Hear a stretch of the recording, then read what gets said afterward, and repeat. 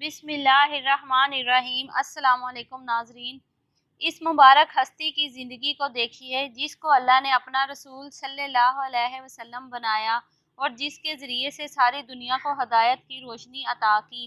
وہ کس طرح دنیا میں تشریف لائے۔ آپ صلی اللہ علیہ وسلم کے والد محترم عبداللہ اپنے والدین کے سب سے چہیتے بیٹے تھے۔ جوان ہوئے حضرت آمنہ سے شادی ہوئی، پھر تجارت کے لیے شام گئے تو مکے واپس نہ آئے۔ راستے میں ہی یثرب کے مقام پر ان کا انتقال ہو گیا۔ اس کے بعد حضرت آمنہ کے گھر آپ صلی اللہ علیہ وسلم پیدا ہوئے۔ والدہ آپ صلی اللہ علیہ وسلم کی پرورش کرتی رہی، اور جب آپ صلی اللہ علیہ وسلم بڑے ہو گئے اور والدہ کی پرورش کی ضرورت نہ رہی تو حضرت آمنہ بھی اس دنیا سے رخصت ہو گئیں۔ اب آپ صلی اللہ علیہ وسلم یتیم اور بے سہارا رہ گئے، لیکن اللہ جس نے آپ صلی اللہ علیہ وسلم کو دنیا کی ہدایت کے لیے پیدا کیا تھا، وہی آپ صلی اللہ علیہ وسلم کا مددگار رہا۔ آپ صلی اللہ علیہ وسلم کو جو اہم کام سونپا جانے والا تھا، اس کے لیے آپ صلی اللہ علیہ وسلم کو شروع ہی سے تیار کیا جا رہا تھا۔ نبوت ملنے سے بہت عرصے پہلے تک آپ صلی اللہ علیہ وسلم اپنے پروردگار کی ایسی نشانیاں دیکھا کرتے تھے جو آپ صلی اللہ علیہ وسلم نے اس سے پہلے کبھی نہ دیکھی تھی۔ آپ صلی اللہ علیہ وسلم جو کچھ خواب میں دیکھتے وہ صحیح ثابت ہوتا۔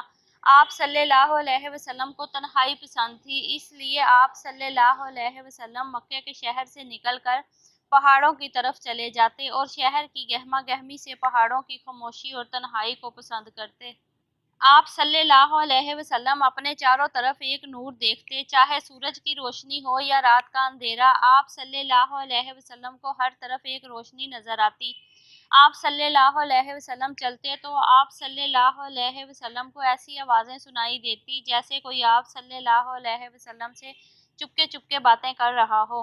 ایسی آوازیں آپ صلی اللہ علیہ وسلم درختوں، پتھروں اور کنکریوں سے بھی سنتے۔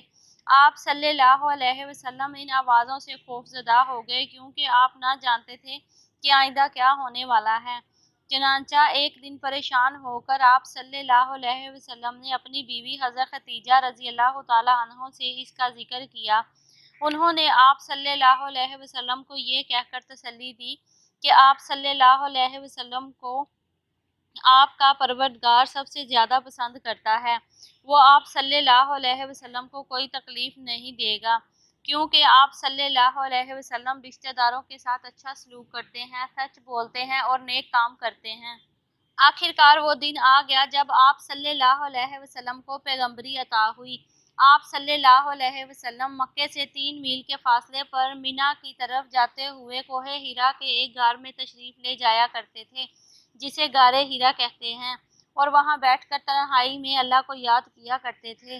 ایک دن آپ صلی اللہ علیہ وسلم اسی طرح اللہ کی یاد میں مصروف تھے کہ یکایک جبرائیل امین آئے۔ ریشمی کپڑے میں لپٹی ہوئی ایک کتاب ان کے ہاتھ میں تھی۔ انہوں نے آ کر حضور صلی اللہ علیہ وسلم سے کہا، اقرا پڑھو۔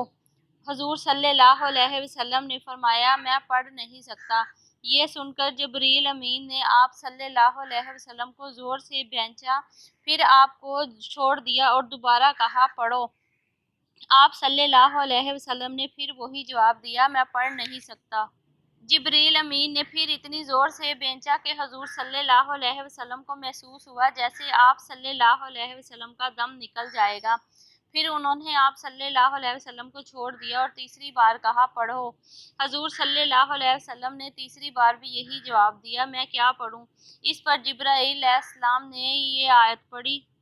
اس کے بعد جبرائیل چلے گئے۔ آپ کو ایسا معلوم ہوا جیسے یہ الفاظ آپ کے سینے پر لکھ دیے گئے ہیں۔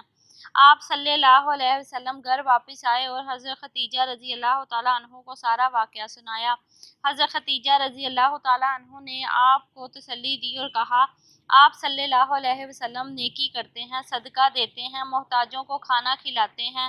اللہ تعالیٰ آپ صلی اللہ علیہ وآلہ وسلم کا بال بیکا نہ ہونے دے گا۔ حضرت خدیجہ رضی اللہ تعالیٰ عنہ پھر فوراً اپنے چچا زاد بھائی ورقہ بن نوفل کے پاس گئیں، انہیں سارا ماجرا سنایا۔ ورقہ عیسائی تھے اور توریت اور انجیل کے بڑے عالم تھے۔ انہوں نے یہ سن کر کہا، اے خدیجہ رضی اللہ تعالیٰ عنہ، اللہ کی قسم یہ وہی فرشتہ ہے جو اس سے پہلے موسیٰ کے پاس کتاب لا چکا ہے۔ محمد صلی اللہ علیہ وسلم یقیناً اللہ کے رسول ہیں، تم ان سے جا کر کہو کہ وہ ثابت قدم رہیں۔